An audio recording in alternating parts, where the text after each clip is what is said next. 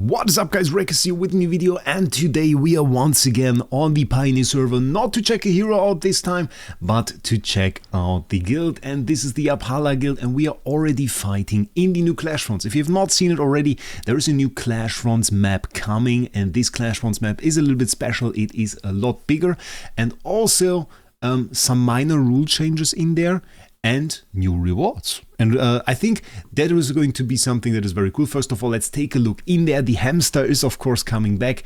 600 points for the Hamster, this time quite a lot. And what we first see is that this map is a lot bigger. But before I go into the details, and I want to go into the detail a little bit about this map, give you my thoughts and all of the tactics that I would say could help you a little bit.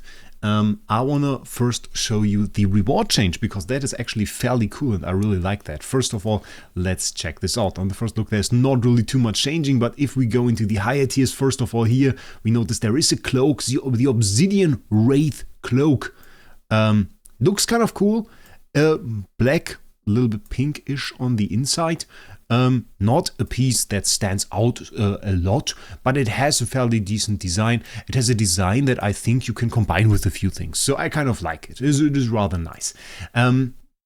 And if you go to the Exalted tier now, there is actually, well, another piece, and this is the Obsidian Mirage armor. All of those, by the way, 2000 couture score, so quite massive.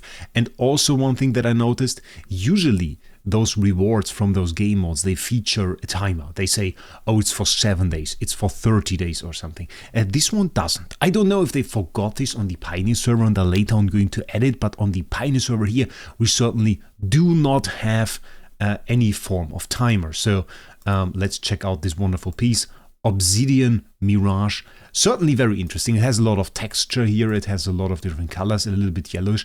I think it stands out. It's a nice piece. It's a nice piece that is, of course, not the cloak that comes with it, or that is the one that we should use with it, but it is certainly very, very interesting. Okay, went into the fashion menu, equipped both of those pieces together, and I don't know, I think it certainly fits over here. Is clipping a little bit. They really have to fix that. Like we talked about this last time. This clipping stuff is not beautiful, let's say it like that. I wouldn't necessarily think that is the cloak that fits together with this. I don't know. I think there has to be a piece that maybe in the future, maybe not right now, but there has to be a piece that fits this a little bit better. I don't know. Like the back pieces, do we have anything here? I mean, even this, to an extent, I could see that. Or this one, Obsidian Lord. If it wasn't clipping there, maybe I could see it. Maybe I could see it. I don't know. What's your guys' opinion on this? Let's check out the female version though, because that is something we can of course do right here. Female version of this looks good. Looks good. Somehow this stands a little bit further away now, the cloak, and it looks a little bit better. Wait, female cosmetics somehow always looking better in this game. But I like it, pretty cool, and nice to finally have a cosmetic reward for this. So let's take a look at this map now. Well, it is a lot more complicated, and one thing that already stands out is that it's a lot bigger, which I thought I was a little bit confused by that, because I thought, okay, we can only see a quarter of the map, but there is this zoom button. Maybe they fixed this and it now shows the entire map, and if you click the zoom button, something that was a little bit funny to me happens. You can just zoom in more and you see less of the map, which I thought was like a little bit ridiculous. Thankfully, Dark Knight went ahead and he made like a full map with everything that you can see. So here we thankfully have the entire map with it's from Pioneer as well. It's the Apala guild, so it's actually the map we're looking at just right now, and this gives us a view of the entire map. And on the first look, it seems more complicated, and it certainly is. There are some very interesting tiles, like for example this 100 tile here has 5 connections. That is crazy. 5 connections really is a lot, and there's a lot of ways where you can actually be attacked on this tile. So you have to keep like a lot of connections. And you have to keep like an eye on a lot of connections. In a way, this one has 5 connections too, by the way. It doesn't look like it's because on the tile itself you only see 4, but this one is connected to 2 tiles, so it's kind of still 5. And this makes this map very agile, very mobile, because, well, on the same way, you can be attacked from here, you can be attacked from here, you can also attack in every direction. And this is kind of insane. This is, I think it will be a little bit of chaos. It's a lot of things that you want to keep an eye on, and a lot of things that you have to consider. It's definitely no longer that straightforward as before. Before, we had this map. This is from the AFK Journey Wiki. And one main difference that already comes to an eye is we have 4 guilds on this map, and they are fighting for only 9 different bases. So the relationship between the amount of guilds and the amount of bases is very close together here. So not a lot of bases that are attacked by a lot of guilds, really. And so you had a lot of troops that were fighting for those bases. It was pretty much common that you could see 60 troops attacking HQ or 70 troops attacking HQ. And I don't think we will see quite the same amount of troops on this map, because always at all given points you want to protect like 3-4 bases. That will be the case around 3 or 4. We will definitely have 3 to 4 bases. If you're a strong guild, you might even have more, and that severely limits the amount of troops that you can spare to attack a single tile. And this kind of makes it a little bit tough, and at the same time you can be attacked from so many ways, and you can engage in so many Vanguard fights as well. I mean, this tile alone will let you engage in 5 Vanguard fights. So this map is very tough, and I think even a strong guild can lose here with a little bit of bad luck and a little bit of a bad strategy. If you have a bad strategy, I don't think you are going to win this very easily. Talking about a bad strategy, what are the real main difference? What are the ways to get points here? First off, starting off, we have different tile values. That is something to keep in mind. We have 80 tiles, which are 4 on the map. We have the 100 tiles, which I think are 4 on the map as well. Yeah, 100, 100, 100, and 100. Oh, 6. Actually, another 100 there, another 100 there. And then we have 2 120s, this one, and 4 150s. So while there are overall a ton of points on this map, the points per base that you get from just attacking this base, they are a lot lower. This is like a difference that, in comparison to before. So we can see skirmish is a thing again, melee is a thing again, and the melee points, they are a lot lower. What is also a difference though, and something that I noticed, is combat trial. Combat trial, if you have no idea, by the way, about those terms, I would strongly suggest you look at my old guide, because there I explain all of those terms. I noticed that the cap is no longer 30. It used to be 30 before. 30 points for combat trial. Seems to be higher now. I don't know how high. It doesn't say it anywhere, but they got 34 points there for one combat trial. So that is kind of interesting. If we keep all of that in mind, there is also the Hamster. Hamster is now has this wonderful little countdown. Gives 600 points. 600 points. Right there, so this is an absolute monster tile now. The question is, can you get it? And in the last map that we had, that we fought, we had one guild always sitting on the Hamster. They would put like 90 troops on the Hamster, and I always thought this was like a bad strategy, and I think on this map it is going to be absolutely devastating, because right now we have way more points from Vanguard.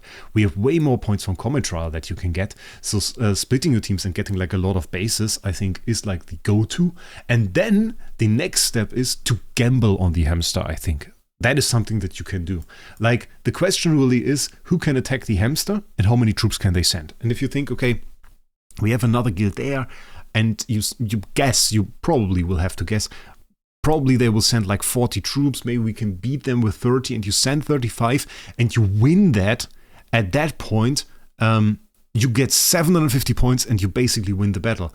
But if you go in there, and you kind of neglect all your bases, you lose all your bases, I don't think you will win the fight. So just getting the Hamster isn't enough. You need bases around that. You need more bases.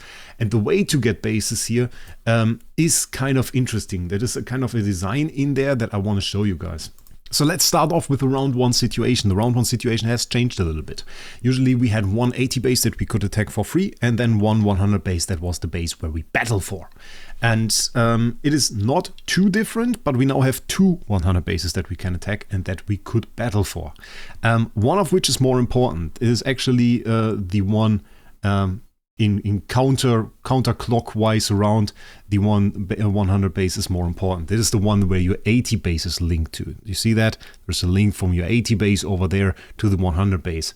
And that is actually the only base from which on your 80 base can be stolen from you. So if Yapala here, which I will now titulate as we, were to lose this 100 base to the purple guild over there, they could attack our 80 base as well. Meaning once we lose that, we will kind of be in a position where we have to defend our 80 base. If we get this, however, we don't need to defend our 80 base, because even if yellow gets this 100 base, you can't attack this 80 base through a main guild base. From this base on, you can't attack any of those two bases. This is a one-way street basically for Yapala to attack this 100 base, not a way around. So this works out for us having like, this is a free capture and this is our main target really. And for them, this is a free capture and this is their main target. For them, this is a free capture, this is their main target. So in counterclockwise, kind of everyone has a different priority. It is pretty peaceful on round one, I have to say, because the one that you kind of care the most for is this one. Of course, if you are a strong guild, you go greedy and you want to get their 100 too, because this immediately would put yellow in a bad position. Next round, they would have to consider whether or not you're going to go for their 80 spot as well. Send a few troops in there, like 5 troops or something, capture that would be an option. Or if you just have this 100 base there and say, okay, I will go more in towards the inner side of this battle, because this base, this 100 base here is actually kind of nice. It is kind of nice because it doesn't have that many links, only has 3 links. So it is kind of a nice place because you can only get really attacked from here in the middle or the start of the battle. You can't really get attacked from there because round 3, around that, those ones aren't conquered yet. So you can kind of just get this one, even lose this one on after like turn 2. And then just go into those 150 bases while protecting this one, and you kind of have a very nice position from there. This is like a very nice thing to do. Just going into this one, winning it, and then on the next round, not defending it at all, and just going into the 100 base because it's that easy to defend, and they can just go in there from there. From there on, you can just start blocking out the attacks from yellow on your 150 bases, and that is really, really great. So this is one thing. There are, however, also bases that are really tough to protect. Like this one has 5 links from 5 different directions you can be attacked. This seems weak on first glance. If you are strong, it can also be strong, because if you have this, the one thing that you can do is you can do a lot of Vanguard battles. Look at that. You can do a Vanguard battle here. You can do a Vanguard battle there. Vanguard battle here. Vanguard battle here. So a lot of Vanguard battles that are possible if you are on this tile. So this is the other strategy. You can also defend this and then do a lot of Vanguard battles. Kind of splits your power a little bit more, but doing a lot of Vanguard battles will give you a lot of points. So this is something that you can do. Just keep in mind, if you're a little bit weaker, probably just default to this one after you won this fight. And maybe if you want to save troops, it's easier to just go for this tile and just like move on one tile. If you pretty quickly you want to move to the inner tiles. Get yourself a 150 tile. Get yourself also the option to attack an hamster. Because the thing is, you of course have to have one tile that is close to the hamster, meaning most of the time for your guild, you will have to move on and go into the position to go for a hamster. This hamster will come in 45 hours. Meaning at the end of the next round, no, at the end of round 4 usually is. Is that true? Should be, right? End of round 1, or round 2. End of round 3? Should be end of round 4. That is very confusing. It is still very confusing that they don't work with rounds. Usually it was the end of round 4, and I think if we check the help text, it should still say end of round 4. Okay, it came this round, which is round 2. 2 rounds later, so which is round 4. At the end of it, you will get this, and this is like, this is a new rule there. It's about said something like, after the guild conquers the tile with the treasure chest, it will be able to get a lot of points or something. I don't know. They will translate that to English later on, but that is like the thing. I think it was the end of round 4. So we kind of have one more round to go over here to this 150 tile with me, which is easy to conquer. In this round, we will only get here. At the end of next round, we will be here. And then the round 4 is really the first round where we even get to go onto this tile. Like, we only get to this tile on round 4, which is crazy. Like, really can take you a long time with the positioning there. So you don't want to screw around here. You really want to move towards that chest and want to be able at this point to take your wager at this hamster. And the wager is, you can't win with the hamster alone. You kind of want to get more tiles on the way. So you have to think about how many troops can I send to that hamster and still keep my tiles, keep most of my tiles. If you lose one, it doesn't matter, because on this map you can't protect every single tile. You don't have enough troops to protect 8 tiles. You just have to hope that your enemy doesn't target the ones that you are protecting less. That is the strategy here, that you are protecting points like this, and maybe get yourself like this 100 tile or this 80 tile, make those unattackable so that you can keep those without having to spend a lot of troops to actually get points from them. That is really your goal here. But tiles like this, if you protect them less, you're going to lose them. That is just the case. Just make sure your vanguards are really on point. That, I think, is also one point that I want to mention. Your vanguards should be really good this time. Like, have top teams set up. Maybe make sure you sit together with them a little bit and work out some teams that work for them. Because if those guys are weak, then you will lose a lot of points. Because those will be the people that you send to tiles like this, that will do the vanguard fights on tiles that you like, that you want to protect. And if you send a strong vanguard into an 80 tile like this, well, the thing that happens is he will, of course, get you 10 points from winning it. He will get you 80 points from the melee part of this, and then maybe get another 6 combat trials going. So one Vanguard team that is good can get you a lot of points over here. And also, of course, they are your main defense on choke points like this. So that is something that I want to take away. So summarized, have good Vanguard teams. Move towards the hamster quick, because you don't have much time. Once you see that the hamster is there, you kind of want to move into the middle. Keep your 80 tile protected by just going to the 100 tile over here at the beginning. And keep in mind that there are a lot of tiles on the battlefield, so you will have to split thin. You will have to play aggressively on this one, and then keep in mind if you want to do a wager on the hamster. If you put 30-40 troops towards this and you lose, it is highly likely that you lose the fight as well, unless a lot of enemies win for that as well. So keep that in mind. This is really the go-to.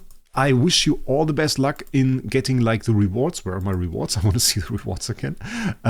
And if you guys want, if you are interested in that, last time I did this, I can like report a little bit, and we can go through games and check out what I did in those games, and if I think those strategies still work, give you a little bit of an update on strategies. If you care for that, please let me know down below. Other than that, we got a cooperation with Loot Bar going, which is really huge. So Loot Bar, as you know, is this wonderful site where you can get cheaper dragon crystals. We got a cooperation with them going now. So if you go through the link down in the description on the website, register for an account, you not only get your first 8% discount coupon, you also get a 3% discount coupon just for registering, so you can get the dragon crystals even cheaper. Will be for the first 200 people that register. A few people have registered already without me even saying that. Thank you to those guys, definitely. And for everybody else, if you need some dragon crystals for Thalia or for another upcoming hero or something, just go through this link. You can get it very easily, and it's a nice way to do it, and actually supports the channel as well. And if you want to see any more content or anything on the Pioneer server, please let me know. I doubt it will be online for much longer. Just let me know down in the comments. And with that, I wish you a great day. See us in the next one.